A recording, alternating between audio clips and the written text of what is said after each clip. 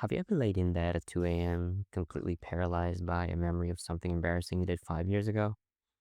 Your brain just decides to replay it on a loop, and you convince yourself that everyone who was there still thinks about it, still judges you, and still defines you by that one single moment.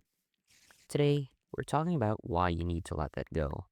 Because the truth is, nobody cares about you.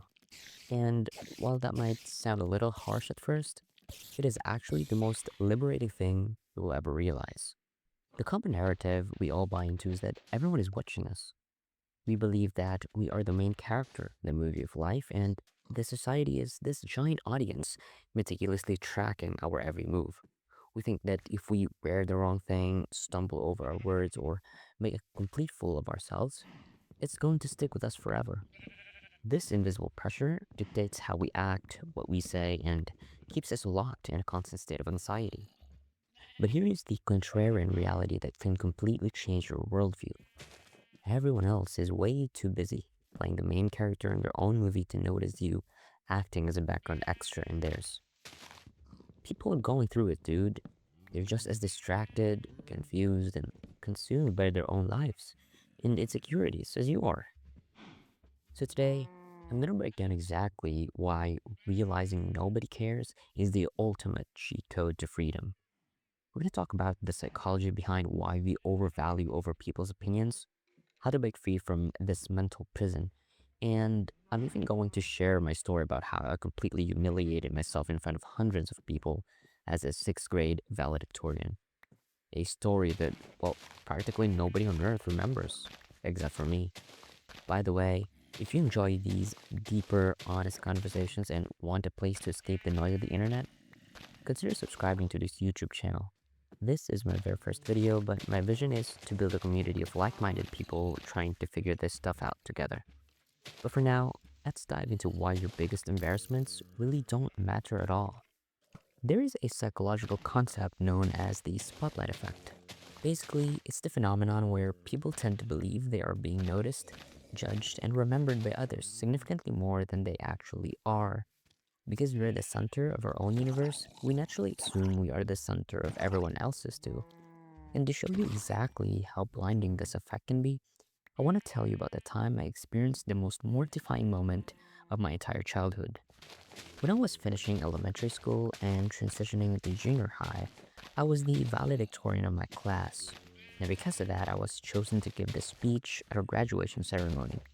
Now, you would think that they'd let a kid write a couple of sentences and then say thanks and sit down, but no. My advisor pre-written this massive 3-page script for me and told me I had to memorize the entire thing. I mean, 3 pages of text for a sixth grader is an insane amount of pressure. But I was determined. I locked in, I practiced for weeks, and I had it completely memorized.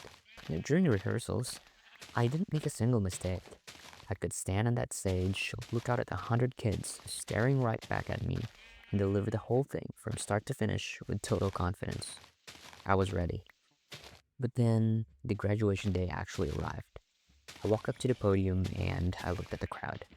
But this time, it wasn't just my classmates. I saw my parents out there, keenly listening to every word that I said. And in that exact moment, at the middle of my speech, my mind went completely, entirely blank. I'm talking a total system failure. I didn't remember what to say next in that moment. I was standing there in dead silence, panicking, trying to figure out how to cope with the fact that I was actively ruining graduation. And then my sixth grade brain came up with what I thought was an absolute masterclass of a diversion tactic. I decided to pretend that the microphone was broken. I looked over at the technical director, signaling that there was no sound. I tapped the mic, acting confused. I figured this would buy me a few minutes to remember my lines or get a copy of the script. The technical director looked at me, completely unbothered, and told me to just tap it again to check the sound. I tapped it, and the sound echoed through the entire auditorium. The microphone was completely fine. It was working perfectly. My brilliant tactical diversion completely failed, and now I was stuck. Not only did I still not remember my speech, but I had just embarrassed myself by faking a technical issue that literally everyone in the room the teachers, the parents, the visitors knew was fake. I felt like the entire world was pointing and laughing at me. Eventually, I managed to stumble my way through it, recovering just enough to deliver the rest of the speech. But internally, it was a horrible, traumatizing experience. For years, I carried that moment with me. I genuinely thought that everyone in that auditorium was going to remember it and talk about it for the rest of their lives. I thought I was permanently branded as the kid who faked a broken mic because he forgot his lines. But you know what I realized as I got older? Nobody remembers that happened. My classmates were probably thinking about what they were going to do over the summer. Parents were focused on taking pictures of their own kids. The technical director probably just wanted to go home and eat dinner. To be completely honest with you, I might be the only person on the entire planet right now who still remembers that moment. And that is the crux of the spotlight effect. You endure these moments of intense, burning embarrassment, and you think they're permanently etched into the history books of everyone around you. But they aren't. People just don't have the mental capacity to care about your awkward moments when they are so desperately trying to hide their own. That point alone is super important to internalize.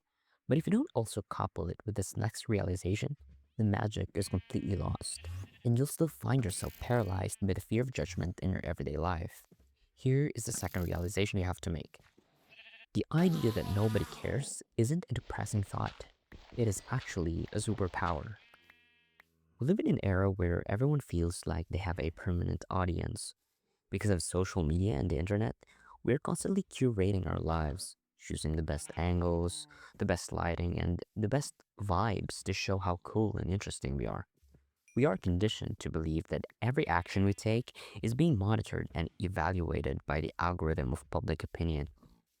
If you fail at a new hobby, if you start a creative project and it flops, or if you walk up to someone you find attractive and get rejected, you feel like society is adding a tally mark to your permanent record of failures. So, how do you actually apply this? You stop performing and you start living. If you want to try something new, like picking up rock climbing, starting a weird niche hobby, or wearing a style of clothing you've always liked but felt nervous to try, just do it.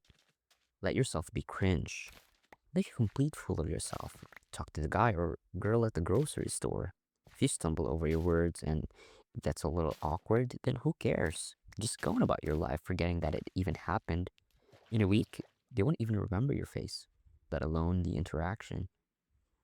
By detaching from this imaginary audience, you allow yourself to actually experience the real world instead of just managing your PR in it. And here's why this matters in the grand scheme of things. When you realize that the world isn't watching you, you stop making decisions based on external validation. You change your motivation from external to internal. You start doing things simply because you want to do them, and you find an outlet that you do only for you to feel full in life, to feel human.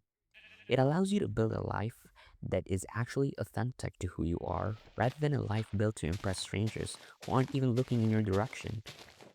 Now, understanding that nobody cares is incredibly freeing. But there's a trap here. A massive, isolating trap that I see so many guys fall into once they adopt this mindset. If you take this nobody cares philosophy too far to its extreme, it can actually dilute your purpose in life and ruin your relationships. And so, how do you balance the freedom of not caring what strangers think with the fundamental human need for genuine connection and community? When you finally realize that strangers don't care about your embarrassing moments, it's really easy to accidentally swing the pendulum too far in the opposite direction. You might start thinking, well, if nobody cares about me, then I shouldn't care about anybody either. You stop trying to connect. You put up a wall. Self help gurus on the internet have heavily popularized this concept, often calling it monk mode. They tell you to put your head down, lock yourself in a room, and grind.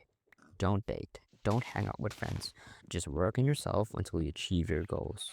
They've turned life into this weird solo self improvement endeavor where you just have to win by trying to be better than everyone else. But this mentality is a huge part of why so many people feel lost and completely empty inside right now. Because the truth is, humans are social creatures. Chasing success or peace on a purely individual level is completely pointless if you don't have anyone to share it with.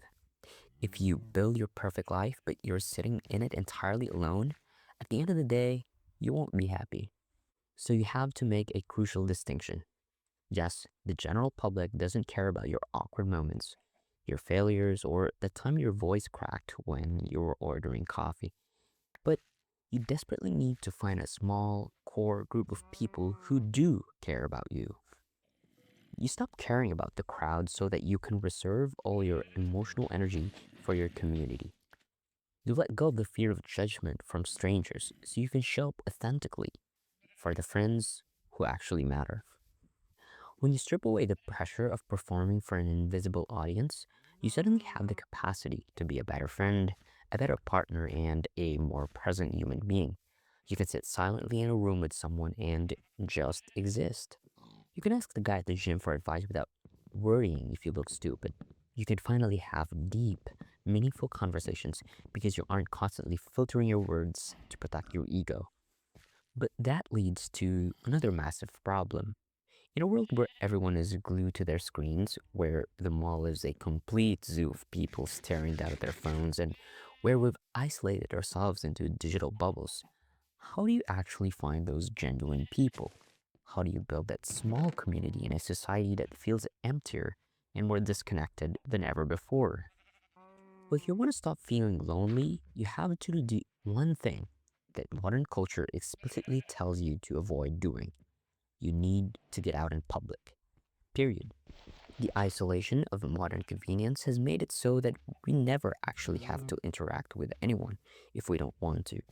Work is virtual, entertainment is streamed directly to our couches, and our coffee is ordered through a mobile app so we don't have to wait in line. Everyone is lonelier than ever, and everyone is looking for new ways to connect, but almost nobody is actually putting in the effort to do it.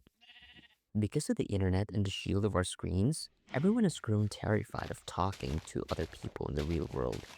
But this is exactly where your new nobody cares superpower comes into play. Because you now know that strangers aren't hyper analyzing your every move, you don't have to be afraid of them anymore.